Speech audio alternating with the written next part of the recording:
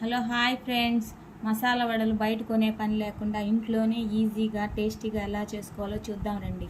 దానికోసం ముందుగా పచ్చెనగపప్పు 2 గంటల ముందు నానబెట్టుకోవాలి.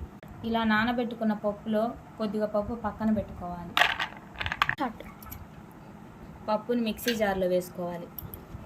2 ఎండుమిర్చి, పచ్చిమిర్చి, తెల్లబాయలు, అల్లం. ఇలా వడ కోసం మెత్తగా కాకుండా ఇలా కోర్సుగా గ్రైండ్ చేసుకోవాలి. గ్రైండ్ చేసుకున్న దాన్ని ముందుగా తీసిపెట్టిన పప్పుల్లో వేసి సన్నగా తరిగిన కరివేపాకు, ఇందులోకి ఆనియన్స్, సన్నగా తరిగిన ఆనియన్స్, కొంచెం జీలకర్ర, కొత్తిమీర, సరిపడా ఉప్పు, ఇలాగ పిండిని కలుపుకోవాలి. ఆయిల్ పెట్టుకొని ఆయిల్ హీట్ అయ్యాక సిమ్లో